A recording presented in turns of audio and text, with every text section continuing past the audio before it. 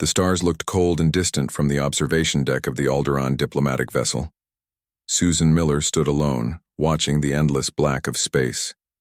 She was the only human on board, hired as a technical consultant for the ship's aging engine systems. At 42, Susan had spent most of her life fixing things that others couldn't. 8 years in the Earth Defense Coalition had taught her how to think fast and work with limited resources. Those skills had served her well after she left military service for civilian contracts. "Engineer Miller, your presence is requested." On the lower deck came a soft voice over the communication system. It belonged to Ambassador Kelth, the senior Alderaan diplomat. Susan sighed and turned away from the viewport. The Alderaan Cooperative was a peaceful alliance of 16 different alien species, focused on trade and cultural exchange. Their technology was advanced, but emphasized harmony rather than warfare. Their ships weren't built for fighting. That would soon become a serious problem. As Susan walked through the curved corridors of the vessel, she felt a slight tremor beneath her feet. The ship's engines shifted tone. Something wasn't right. Her pace quickened. She found Ambassador Kelth in the communications room. His tall, slender frame was bent over a console, his four-fingered hands moving rapidly across the controls. The blue-tinged skin on his face had paled to an ashy gray, a sign of distress in his species. "We've detected ships approaching," Kelth said without looking up. "They're running without identification signals." Susan moved to the sensor display. "How many?" 12 vessels appeared suddenly at the edge of our scanning range. Kelth's voice was steady despite his obvious worry. "They're using some kind of cloaking technology. We only detected them because of a radiation surge when they changed course." The tremor Susan had felt earlier returned, stronger this time. Warning lights flashed across the control panels. "They're scanning us," said another diplomat, a reptilian Zeth whose scales darkened with fear. Susan knew what this meant before. The others did. Pirates and raiders were common in the outer systems. The Alderaan diplomatic vessel carried valuable scientific data and cultural artifacts, tempting targets. "Those aren't patrol ships or merchants," she said grimly. "We need to run. Now." Kelth raised his long neck in alarm. "We're on a diplomatic mission. Surely if we explain—" The ship rocked violently as something struck its outer hull. Susan grabbed the console to stay upright. "That was a warning shot," she said. "Trust me, they're not here to talk." On the main screen, the approaching ships became visible as they dropped their cloaking. The sight made Susan's blood run cold. Each vessel had a distinctive predatory shape, with forward sections that resembled fanged jaws. The hulls were painted with kill markers. "Krislak hunters," whispered the Zeth diplomat, naming the feared reptilian predators known throughout this quadrant. "We are their prey." Ambassador Kelth straightened to his full height. "All non-essential personnel to the escape pods," he ordered. "Begin emergency data transfer to the secure buoys." He turned to Susan. "You should go too. This isn't your conflict." Susan shook her head. "I'm not abandoning you." She moved to the engineering station and began rerouting power. "I can boost the engines for a short burst. Maybe enough to reach the nearby asteroid field. We can hide until help arrives." The ship shuddered again as another shot struck closer to its engines. The lights flickered. On the screen, the 12 hunter ships moved into a formation designed to cut off any escape route. "They're surrounding us," one of the younger diplomats cried. "All directions." Susan worked frantically at the controls. "I can give us one jump. It won't be enough to escape, but it might get us to the asteroids." The Krislak commander's voice came through the communication system, harsh and filled with the clicking sounds of his species. "Alderaan vessel. Your ship is claimed as our prize. Surrender and your deaths will be quick. Resist and we will take you apart piece by piece." Kelth didn't respond to the threat. Instead, he looked at Susan and nodded. Susan activated the emergency power surge she had prepared. The diplomatic vessel lurched forward, its engines screaming in protest as they delivered more power than they were designed to handle. The sudden acceleration caught the Krislak hunters by surprise, creating a narrow gap in their formation.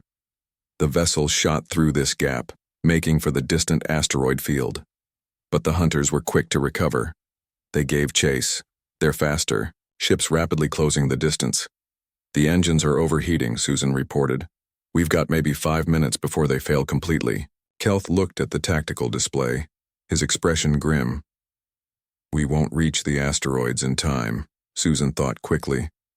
The escape pods might make it. They're smaller and harder to track.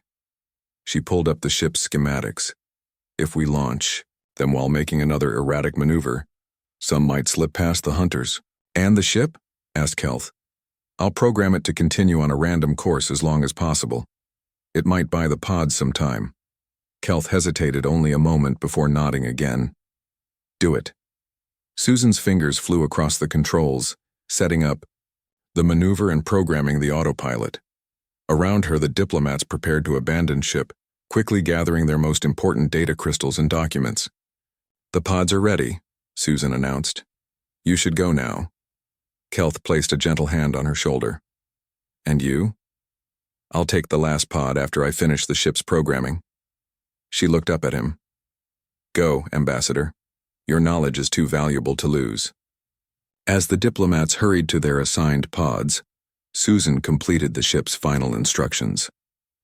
She set the course to take the vessel deeper into the system while making random speed and direction changes. It wouldn't fool the hunters for long, but it might be enough. Warning alarms blared as the Krislak ships fired again, this time striking the engines directly. Systems began to fail throughout the vessel. Susan ran for the last escape pod, sealing herself inside just as the main power went out. Through the pod's small viewport, she watched the diplomatic vessel continue its desperate flight, emergency lights blinking along its hull. Around it, escape pods launched in different directions, small and difficult to track against the vastness of space. Susan's pod was the last to launch, its course set for the heart of the asteroid field. As it shot away from the dying ship, she saw the Krislak hunters closing in. Their formation split, some continuing after the main vessel while others changed course to pursue the scattered pods. One of the hunter ships turned toward her. Susan held her breath as her pod's minimal stealth systems engaged, making it appear as little more than space debris on sensors. The hunter hesitated, then turned away, pursuing a more obvious target. Alone in the tiny pod, Susan watched as the diplomatic vessel was finally surrounded and captured by the Krislak. The hunters had their main prize, but they didn't have everyone. Not yet. As her pod drifted silently toward the asteroid field, Susan began to think. The pod contained basic survival equipment, a small toolkit, and a damaged communication array. Not much to work with, but she had faced worse odds. The Krislak thought they were the hunters. They thought their prey was trapped and helpless. They were wrong. They had never dealt with a human engineer before. They had no idea what was coming. Susan. Miller reached for her toolkit and began to plan. The escape pod drifted silently through the asteroid field. Susan had turned off all non-essential systems to avoid detection. Only life support remained active as she worked by the dim glow of her emergency light. The small metal space was cold, but Susan barely noticed. Her mind was focused on the task at hand. She had emptied her toolkit across the floor of the pod. Wrenches, wire cutters, a small welding tool, and various electronic components lay spread around her. Most importantly, she had the pod's auxiliary power cell, which she was carefully taking apart. This isn't meant to be a weapon, she muttered to herself as she disconnected the power couplings. But neither was I. Through the viewport, she could see the Krislak ships in the distance. They had captured the main diplomatic vessel and were now searching for the escaped pods. 3 had already been found and taken. Susan had watched helplessly as the hunters dragged them in with tractor beams. She hoped Ambassador Kelth was still free. Susan had spent 8 years in the Earth Defense Coalition. She wasn't a soldier. In the traditional sense, she was an engineer, tasked with keeping equipment running in hostile environments. But every EDC member received basic combat training, and Susan had paid attention. She knew how to fight when needed. More importantly, she knew how to turn ordinary objects into tools of survival. The power cell in her hands could be modified to create an electromagnetic pulse. It wouldn't be powerful enough to disable a ship completely, but it might disrupt their sensors and communications temporarily. It was a start. As she worked, Susan thought about what she knew of the Krislak. They were reptilian predators who had evolved on a harsh world where hunting was necessary for survival. Over time, their culture had built itself around the hunt, even as they developed advanced technology. They valued trophies and status. They were organized and methodical. They were also arrogant. Like many predator species, they believed themselves to be at the top of the food chain. They didn't expect their prey to fight back effectively. Susan planned to use this against them. After 6 hours of careful work, the modified power cell was ready. Susan had also repurposed parts of the communication array to create a simple remote detonator. Now she needed bait. Using the pod's minimal thrusters, Susan guided it deeper into the asteroid field. Her sensors had detected unusual mineral deposits in some of the larger rocks. After scanning several, she found what she needed: a cluster of asteroids containing phosphorus compounds. Phosphorus burns intensely when exposed to oxygen. The diplomatic vessel's records had mentioned that Krislak ships used an oxygen-rich atmosphere, richer than what humans preferred. A phosphorus fire aboard one of their vessels would spread quickly and be difficult to contain. Susan put on her EVA suit and prepared to exit the pod. The suit had limited oxygen enough for about 4 hours. She would need to work quickly. Just like that time on Europa, she told herself, remembering a particularly difficult repair job on Jupiter's moon. Only this time, I'm not fixing something. I'm breaking it. She cycled through the airlock and pushed off gently from the pod. Using the suit's small maneuvering thrusters, she navigated to the nearest phosphorus-rich asteroid. With her tools, she began carefully extracting samples of the volatile mineral. As she worked, one of the Krislak scout ships passed nearby. Susan froze, holding her position against the dark side of the asteroid. The scout's searchlights swept the area but didn't spot her. Once it moved on, she continued her task. After gathering enough phosphorus, Susan returned to her pod. Her oxygen supply was running low, but she had what she needed. Inside, she combined the phosphorus with other components to create several incendiary devices. When triggered, they would burn hot enough to melt through metal and ignite anything flammable. Now she needed to deliver her weapons to the enemy. Susan studied the movement patterns of the Krislak fleet through her viewport. They were systematic in their search, moving in a grid pattern through space. Predictable. Another weakness she could exploit. The hunter ships communicated with each other using encrypted signals, but their basic navigation lights were visible. Susan noticed that every 4 hours the ships would regroup briefly before continuing their search. During these meetings, 3 or 4 vessels would come close together, sometimes even docking temporarily. She guessed this was for the hunters, to share information, or perhaps to celebrate their successful captures. Susan checked her makeshift weapons and the modified power cell. Everything was ready. She had one chance to strike a blow against the Krislak. If she failed, she would be captured or killed. But if she did nothing, the diplomats, including any still hiding in escape pods, would face a terrible fate. She began reprogramming the escape pod's autopilot. The pod itself would become her first weapon. She set it on a course that would intercept the next Krislak gathering, timed to arrive just as the ships were closest together. Inside, she placed her largest incendiary device, connected to a simple impact trigger. With that done, Susan packed her remaining weapons and tools into a small bag she could attach to her EVA suit. She took a last look around the pod that had been her shelter for the past day. There was a small ration pack she hadn't eaten. She tucked it into her suit pouch, no telling when she might need it. Time to hunt the hunters, she said, cycling through the airlock once more. Outside, Susan activated her suit's minimal stealth systems. They wouldn't hide her from a focused scan, but they might let her pass unnoticed during the chaos she planned to create. She pushed away from the pod and used her thrusters to move toward a different part of the asteroid field, one that would give her a good view of what was about to happen. From her new position, Hidden in the shadow of a large asteroid, Susan watched as her empty pod began to move on its programmed course. It accelerated slowly at first, then faster as it cleared the edge of the asteroid field. Its trajectory would take it directly toward the gathering of Krislak ships. In the distance, the hunters were coming together again. 3 vessels moved close to each other, presumably to exchange information about their search. They didn't notice the small pod approaching at high speed, its systems running silent except for the autopilot. Susan held her breath as she watched through a pair of magnifying lenses from her toolkit. The pod was closing the distance rapidly. The Krislak ships remained unaware, focused on each other. Then, at the last moment, one of the hunter ship's sensors must have detected the approaching pod. It began to turn, but too late. The pod slammed into the docking area between 2 of the Krislak vessels. The impact triggered the incendiary device inside. A brilliant flash lit up the darkness of space.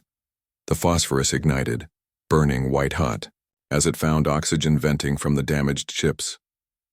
The explosion wasn't large by military standards, but it was perfectly placed. The docking mechanisms between the ships were ruptured, causing more oxygen to vent and feed the fire. Confusion spread through the Krislak fleet. Alarm signals flashed between the ships as they scattered from the unexpected attack. 2 vessels were clearly damaged, drifting apart with flames visible through breaches in their hulls. Susan allowed herself a small smile. The hunters were no longer hunting. They were responding to a threat. And while they were distracted, she would move to the next phase of her plan. She activated her suit thrusters and began moving toward the nearest damaged Krislak ship. The real fight was just beginning.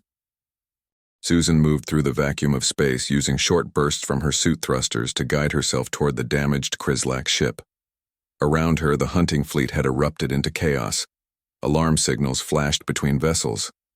2 ships were, clearly damaged, venting atmosphere and drifting apart with flames visible through their hulls. Susan had created this confusion, but she knew it wouldn't last long. The Krislak were experienced hunters. They would recover quickly and begin searching for whoever had attacked them. She needed to strike again before they could regroup. As she approached the damaged hunter ship, Susan saw that her attack had been more effective than she'd hoped. The phosphorus-based fire had spread through multiple decks, consuming the oxygen-rich atmosphere inside. Through a rent in the hull, she could see Krislak crew members fighting the blaze. They wore protective suits, but were clearly struggling against the intense heat. Susan felt a moment of satisfaction, followed by grim determination. The Krislak were feared throughout this sector of space for their ruthless hunting practices. They showed no mercy to their prey. Susan would show them the same courtesy. Using the confusion as cover, she maneuvered closer to the ship's hull. Her goal was not the damaged vessel itself, but rather the small scout ships that were being deployed to search the surrounding area. One such scout was preparing to launch from a bay near her position. Susan waited until the bay doors opened, then slipped inside just before the scout launched. She clung to the outer hull of the small ship, hiding in a maintenance recess designed for repair drones. It was a desperate gamble, but if it worked, it would give her access to the Krislak fleet. The scout ship accelerated away from its damaged mothership. Susan felt the G-forces even through her suit's compensators. She held tightly to the recessed handholds, focusing on her breathing to stay conscious. After what seemed like an eternity but was probably only minutes, the scout leveled off and began its search pattern. Now came the risky part. Susan extracted a small tool from her belt and began working on the access panel near her position. Krislak technology was different from human designs, but engineering principles were universal. She located what appeared to be an external maintenance port and connected a small device she had built from parts of the escape pod's communication array. This improvised interface allowed her to access some of the scout ship's basic systems. She couldn't control the vessel itself, but she could tap into its identification transponder, the system that told other Krislak ships that this was a friendly vessel. "Let's introduce a little mistaken identity," Susan muttered, as she reprogrammed the transponder. When the scout returned to the fleet, it would register as an unknown vessel, possibly triggering the fleet's automated defense systems to fire on their own scout. Inside the ship, the Krislak pilot was unaware of Susan's tampering. The small craft continued its search pattern, scanning the asteroid field for signs of escaped pods or other threats. Susan remained hidden, waiting for the scout to complete its mission and return to the fleet. Meanwhile, aboard the captured diplomatic vessel, Ambassador Kelth and the other surviving diplomats were being held in a makeshift prison cell. The D. Krislak had converted the ship's cargo hold into a detention area, sealing the doors and posting guards. Kelth's sensitive hearing picked up the sounds of alarm and confusion among their captors. Something had happened. Something unexpected. He glanced at his fellow prisoners, noting their expressions of fear and uncertainty. "Do not lose hope," he whispered in the Alderaan language. "I believe our human friend is still free." One of the younger diplomats, a Zeth named Laris, looked skeptical. One human against a Krislak hunting fleet? What can she possibly do? Kelth's face showed a small smile. Humans are remarkably resourceful, and this one was a military engineer. If anyone can create an opportunity, it is Susan Miller. As if to confirm his words, the ship shuddered with the impact of a distant explosion. The guards looked up in alarm, their scaled skin flushing with colors of agitation and confusion. One of them rushed out, leaving a single guard watching the prisoners. Back in space, Susan's plan was working. The scout ship had completed its search pattern and was returning to the fleet. As it approached, its compromised identification system broadcast the wrong signals. The automated defense systems on one of the undamaged Krislak ships identified it as an unknown vessel and opened fire. The scout was hit before its pilot could broadcast an override code. It spun out of control, trailing debris. Susan had detached from its hull moments earlier, using the last of her suit's thruster fuel to push herself toward the captured diplomatic vessel. She watched from a distance as Krislak ships fired on their own scout, adding to the confusion she had created. Commander Rax, leader of the Krislak hunting fleet, stood on the bridge of his flagship, his scaled skin dark with rage. What had begun as a simple hunt had descended into chaos. 2 of his ships were damaged, a scout had been destroyed by friendly fire, and his crew was reporting strange malfunctions throughout the fleet. "Find the source of these attacks," he roared at his subordinates. "Whatever escaped that diplomatic vessel is still out there." His second-in-command approached cautiously. "Commander, we believe it may be the human. The prisoners mentioned there was one aboard." Rax hissed in dismissal. "One human? Impossible. No single being could cause this much disruption." The prisoners seemed to think otherwise. They mentioned this human was a military engineer. Rax paused, considering this new information. Krislak hunters knew about humans, of course. The species was relatively new to interstellar travel, but had already established a reputation for being unpredictable and adaptable. Still, they were just another form of prey, weren't they? "Double the guard on the prisoners," Rax ordered, "and send teams to search every part of our fleet. If this human is hiding somewhere among our ships, I want it found." Unknown to Rax, Susan was no longer among his fleet. She had made her way to the captured diplomatic vessel, which was being held alongside Rax's flagship. Using the last functioning tool in her belt, a small laser cutter designed for emergency repairs, she was cutting her way through an unused maintenance hatch on the vessel's underside. The work was slow and dangerous. Susan's oxygen supply was running critically low, and her suit's temperature regulators were failing after extended use in open space. Her fingers were growing numb with cold despite the suit's protection. But she kept going, driven by determination and the knowledge that the lives of Ambassador Kelth and the other diplomats depended on her. Finally, the cutter broke through the inner layer of the hatch. Air hissed out briefly before emergency seals activated around Susan's entry point. She pushed herself through the opening and into a small maintenance tunnel within the diplomatic vessel. Once inside, Susan sealed the breach behind her and removed her helmet, taking her first breath of ship air in what felt like days. It was stale and tinged with the unfamiliar scent of Krislak biochemistry, but to Susan it was wonderful. She checked her remaining weapons, 2 small incendiary devices and the modified EMP generator from the escape pod's power cell. Not much, but it would have to be enough. Somewhere above her, Ambassador Kelth and the others were being held prisoner.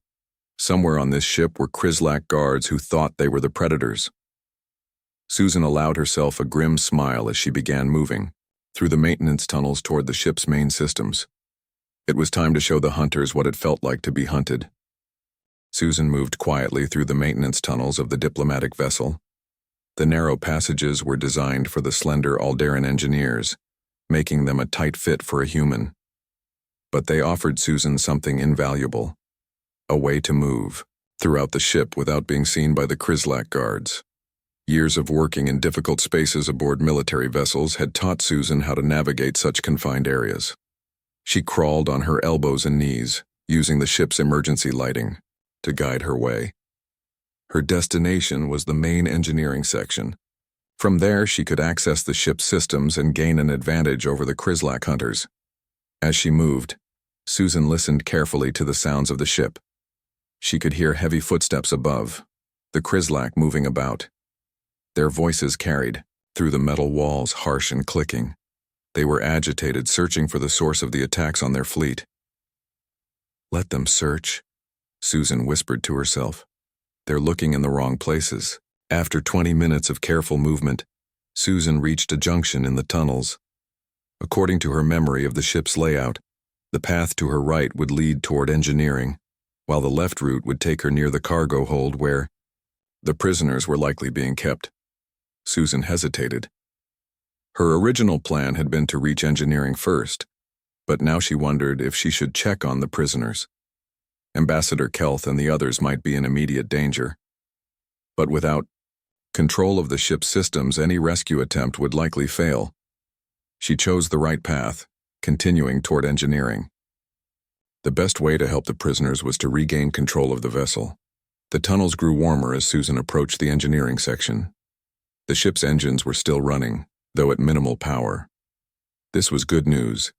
It meant she might be able to restart the main systems without alerting the Krislak. Finally, Susan reached a small access hatch marked with Alderan symbols for engine control. She pressed her ear against it, listening for any sounds of Krislak guards. Hearing nothing, she carefully opened the hatch and peered out. The engineering room was dimly lit and appeared empty. The Krislak had posted guards at the main entrance, but they hadn't thought to watch the maintenance access points.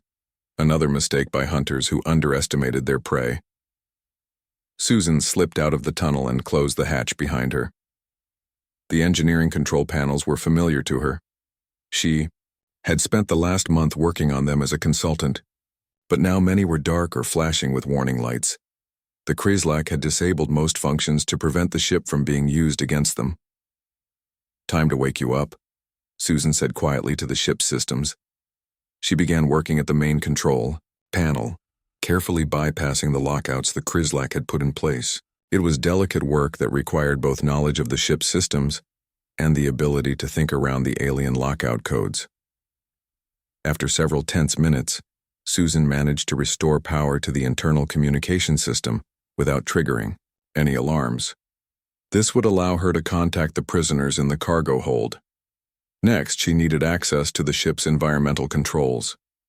The Krislak, like many reptilian species, preferred warmer temperatures than humans or Alderans.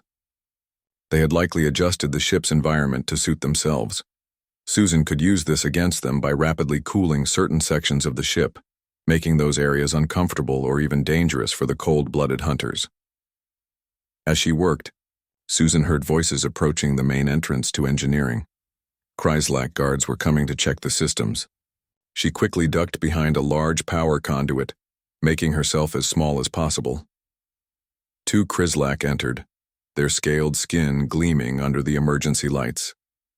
They carried long energy weapons and moved with the confident grace of apex predators. They spoke to each other in their clicking language as they checked the control panels. Susan held her breath. If they conducted a thorough inspection, they would notice her bypasses.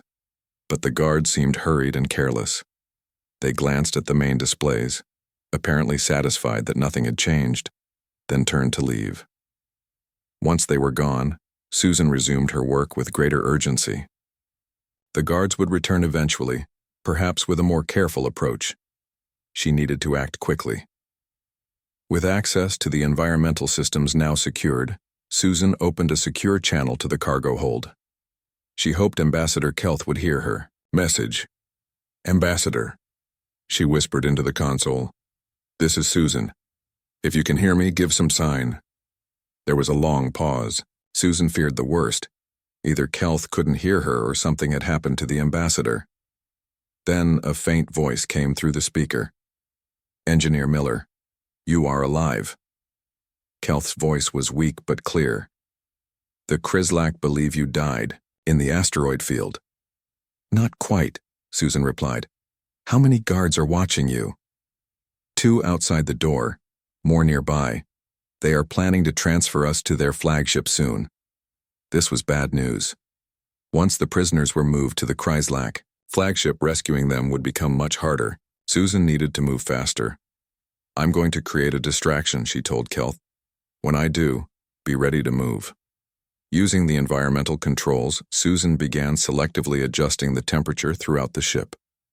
The corridors leading from the cargo hold to the main airlock were rapidly cooled to temperatures that would be uncomfortable for the Krislak.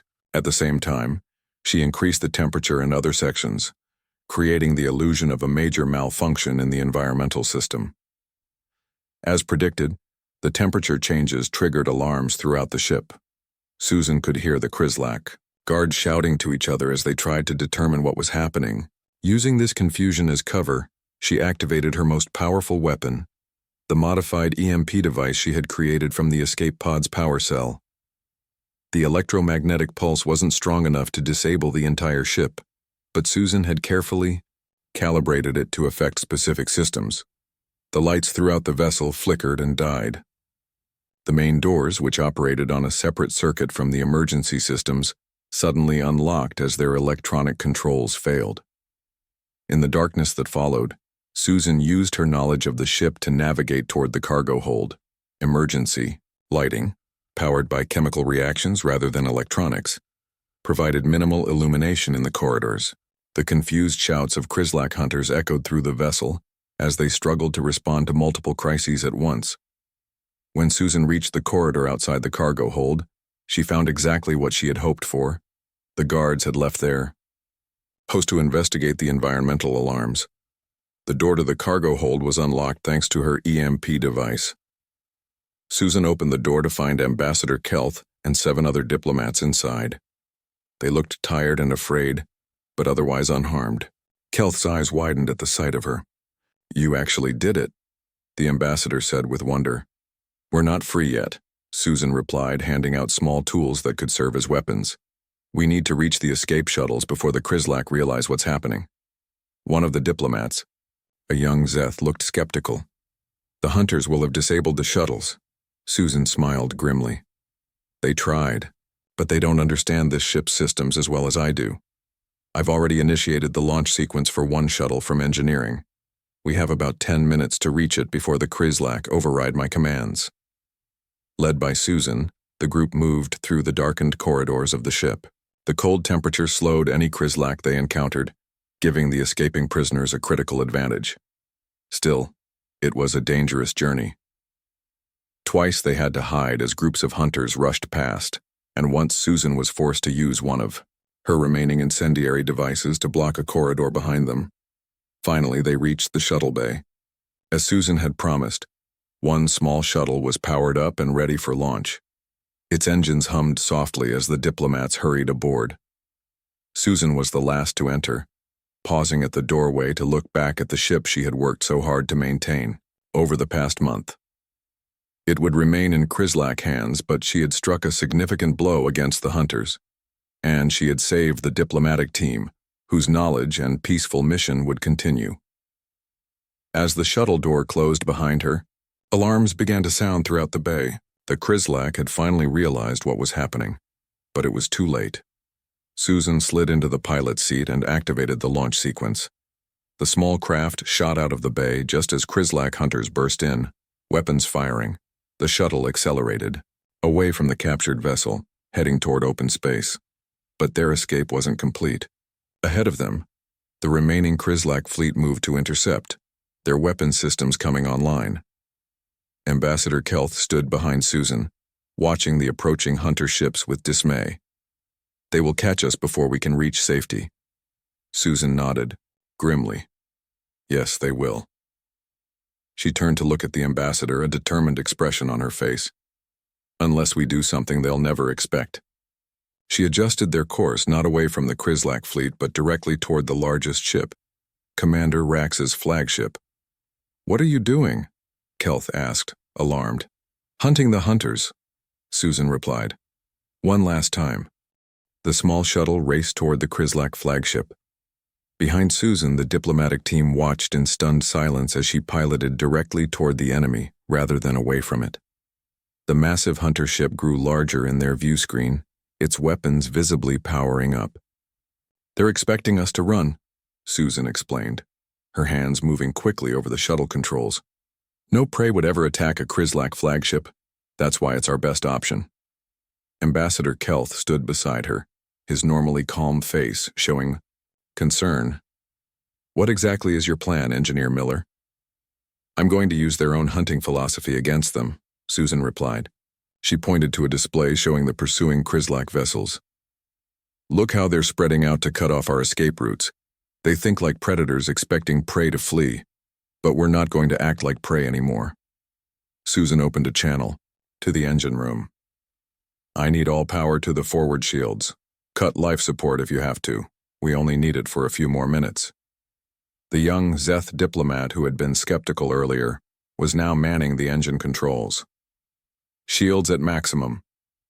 But they won't hold against the flagship's weapons for more than a few seconds. A few seconds is all we need, Susan said with grim determination. On the bridge of his flagship, Commander Rax watched the approaching shuttle with disbelief. No prey had ever been so foolish as to challenge a Krislak hunter directly. Was this a suicide attack, or did the human have some trick planned? Target that shuttle, he ordered. Full weapons lock. His weapons officer hesitated. Commander, they're on a direct collision course. Their shields are at maximum power. Rax hissed in frustration. They're trying to crash into us? Pathetic. Activate the tractor beam. We'll capture them intact and make an example of them. The flagship's tractor beam powered up, reaching out to ensnare the approaching shuttle. This was exactly what Susan had been counting on. As soon as she felt the shuttle being pulled toward the flagship's docking bay, she activated the final phase of her plan. Now! She shouted to the Zeth at the engine controls. The diplomat pressed a sequence of buttons Susan had prepared before. They left the diplomatic vessel. The shuttle's engines suddenly reverse thrust at maximum power. At the same time, the small craft's cargo doors opened. Inside the cargo bay was Susan's last weapon, a makeshift bomb created from the shuttle's emergency power cells and the remaining phosphorus she had collected from the asteroid field. The bomb shot out of the cargo bay, propelled by the rapid decompression. It flew straight into the flagship's open docking bay, drawn in by the tractor beam that was still pulling at the shuttle. Susan immediately cut the shuttle's engines completely, causing the craft to drop out of the tractor beams. Effective range. The sudden maneuver threw everyone against their restraints, but it saved them from being pulled any closer to what was about to happen. Inside the Krislak flagship's docking bay, the improvised bomb detonated. The phosphorus ignited in the oxygen-rich atmosphere, creating a fierce blaze that spread rapidly through the lower decks of the ship. Alarms blared as fire suppression systems attempted to contain the spreading flames. Commander Rax roared in fury as damage reports flooded in. The fire was spreading faster than it could be contained, fueled by the high oxygen content that the Krislak preferred. Emergency bulkheads slammed shut throughout the flagship, isolating sections of the vessel in an attempt to contain the blaze. In the confusion, Susan restarted the shuttle's engines and altered their course, no longer heading toward the flagship, but slipping past it as the larger vessel's crew struggled to deal with the internal crisis. The other hunter ships, Kelth said anxiously, pointing to the screens showing the rest of the Krislak fleet moving to intercept them. They're too spread out, Susan replied, pushing the shuttle's engines to maximum. We can slip through their formation before they can regroup. The shuttle accelerated away from the burning flagship, heading toward open space. Two of the smaller Krislak vessels gave chase, but they had been positioned to catch prey fleeing in the opposite direction. They would need time to change course and build up speed, time that Susan had ensured they wouldn't have. As the shuttle raced away from the hunting fleet, sensors detected new ships entering the area. Ambassador Kelth examined the readings with growing excitement.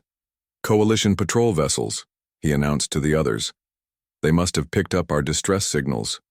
3 Earth Defense Coalition warships dropped out of faster-than-light travel, their weapon systems immediately targeting the Krislak vessels. The hunters, already disorganized from Susan's attacks and with their flagship crippled by fire, faced a force they had not anticipated. A transmission came through on the emergency channel. "Diplomatic shuttle, this is Captain Laura Barnes of the EDC vessel Horizon. We've received your distress call. Are you in need of assistance?" Susan had never been so happy to hear a human voice. "Captain Barnes, this is Engineer Susan Miller with Ambassador Kelth and 7 other diplomatic personnel. We've escaped from Krislak captivity and could definitely use some assistance." "Copy that, Engineer Miller. We're moving to intercept." "The Krislak are turning tail. Looks like they've had enough hunting for one day." Through the view screen, Susan and the diplomats watched as the remaining Krislak vessels regrouped around their damaged flagship. Within minutes, they had entered faster-than-light travel and vanished from the system, leaving behind only the wreckage of the ships Susan had disabled. The shuttle was brought safely into the docking bay of the Horizon. As Susan helped the weakened diplomats disembark, Captain Barnes was waiting to greet them.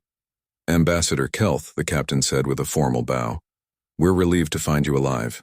When we received your automated distress signal, we feared the worst." Kelth gestured toward Susan. "You can thank Engineer Miller. Without her, we would already be trophies in some Krislak collection." Captain Barnes turned to Susan with newfound respect. "One person against a Krislak hunting fleet? That must be quite a story." Susan shrugged modestly. They weren't expecting a human to fight back. The Krislak are used to being the predators, not the prey. Later, in the medical bay of the Horizon, Ambassador Kelth sat beside Susan as a doctor treated her for exposure and exhaustion. The other diplomats were resting comfortably, already recovering from their ordeal. "The cooperative has encountered humans before," Kelth said thoughtfully. "But I don't think we truly understood your species until now." Susan looked up. "What do you mean?" "Most spacefaring species evolved along predictable paths. Predators like the Krislak rely on strength and intimidation. Herd species like my own rely on cooperation and technology. But humans..." Kelth paused, searching for the right words. "Humans combine traits we thought were incompatible. You can be both cooperative and fiercely independent, both methodical and wildly creative." Susan smiled tiredly. "We're just adaptable. It's how we survived on Earth." "It's more than that," Kelth insisted. "When trapped, most species either surrender or flee. Humans unleash fire." He used a translator to emphasize the last word in his own language, where it meant not just flames but transformative change and unexpected action. Captain Barnes entered the medical bay, carrying a data pad. "Engineer Miller, I've reviewed the sensor logs from our approach. The Krislak flagship suffered catastrophic damage to its lower decks. Their hunting days in this sector are over, at least for a while." She looked at Susan with newfound respect. "The Coalition will want a full report on how one engineer managed to fight off an entire hunting fleet." Susan nodded, though she was struggling to keep her eyes open. The adrenaline that had kept her going for the past 2 days was finally wearing off. "Tomorrow," she murmured. "For now, I think I need to sleep." As Susan drifted into exhausted slumber, Ambassador Kelth and Captain Barnes spoke quietly. "We should formalize relations between the cooperative and Earth immediately," Kelth suggested. "Your people have much to teach us." Barnes glanced at the sleeping engineer. "And perhaps we have things to learn from you as well, Ambassador." As the Horizon set course for the nearest Coalition base, word of Susan's achievement began to spread throughout both human and Alderaan communications channels. The story of how a single human engineer had turned the tables on the feared Krislak hunters would soon become legend in multiple star systems. The hunters had become the hunted. The prey had unleashed fire, and the balance of power in the sector would never be quite the same again.